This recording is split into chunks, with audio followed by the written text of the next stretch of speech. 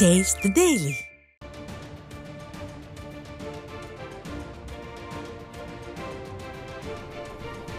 விழுப்புரத்தில் போகி பண்டிகையை குழந்தைகள் முதல் பெரியவர்கள் வரை அனைவரும் உற்சாகமாக கொண்டாடி வருகின்றனர்.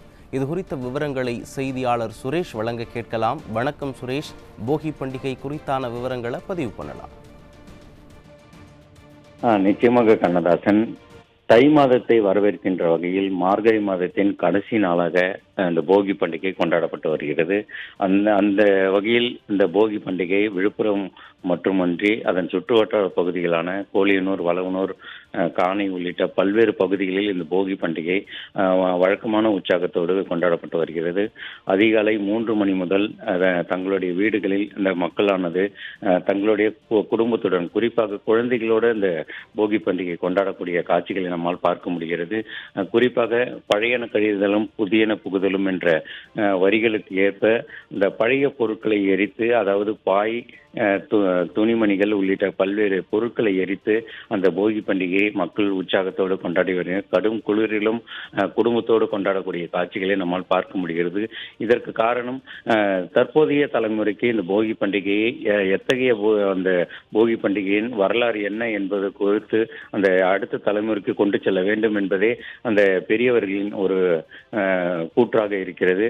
அதன் காரணமாக தங்களுடைய பிள்ளைகளுக்கு இந்த போகி பண்டிகை மற்றும் தை திருநாள் எத்தகைய பண்டிகை, எதற்காக அந்த பண்டிகை கொண்டாடப்படுகிறது என்பது குறித்து அடுத்த தலைமுறைக்கு கொண்டு செல்ல வேண்டும் என்பது தங்களுடைய கருத்தாகவும், அதனால் தங்களுடைய குழந்தைகளோடு இந்த போகி பண்டிகை கொண்டாடப்பட்டு வருவதாகவும், தை மாதம் என்றால் விவசாயத்திற்கான மாதமாக பார்க்கப்படுகிறது.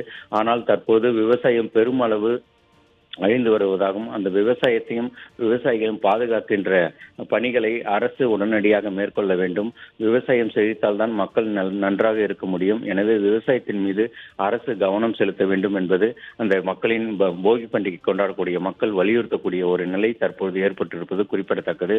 அந்த வகையில்தான் இந்த போகி பண்டிகை தற்போது கொண்டாடப்பட்டு வரும் நிலையில் தை மாதத்தை வரவேற்கின்றது. போகி பண்டிகை வழக்கமான உற்சாகத்தோடு கடும் குளிரில் தங்களுடைய தீய எண்ணங்களை பொசுக்கி அந்த துணிகள் எவ்வாறு எரிந்து சாம்பலாகின்றதோ அதே போன்று தங்களுடைய தீய எண்ணங்களை அனைத்தும் எரிந்து சாம்பலாகி புதிய எண்ணங்கள், நல்ல எண்ணங்கள் உருவாக்கி அனைத்து மக்களும் நல்வாழ்வு பெற வேண்டும், அனைவரும் நலவோடு வாழ வேண்டும், விவசாயம் செழிக்க வேண்டும், நாடு வரம் பெற வேண்டும் என்பதை தங்களுடைய பிரார்த்தனையாக இருப்பதாக இந்த போகி பண்டிகை கொண்டாடிய மக்கள் தெரிவித்திருப்பது குறிப்பிடத்தக்கது. கண்ணதாசன், விவரங்களை வழங்கியமைக்கு நன்றி சுரேஷ். பழையன பொருள்லாம் போட்டு நாங்கள் அந்த தை திருநாளை வரவேற்கிறோம்.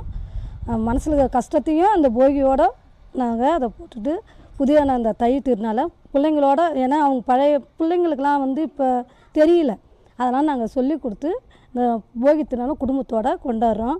அதேமாதிரி விவசாயிகளுக்காகவும் இந்த போகி திருநாளை நாங்கள் எல்லோரும் குடும்பத்தோடு சந்தோஷமாக கொண்டாடுறோம். போகி நம்ம பழசெல்லாம் போயிட்டு புதுசு கொண்டாடுற மாதிரி நம்ம மனசில் உள்ளது, வாழ்க்கையில் உள்ளது எல்லாமே போயிட்டு புதுசு கொண்டாடணுன்றதை நாங்கள் எங்கள் குடும்பத்தோடு நாங்கள் செலிப்ரேட் பண்ணுறோம்.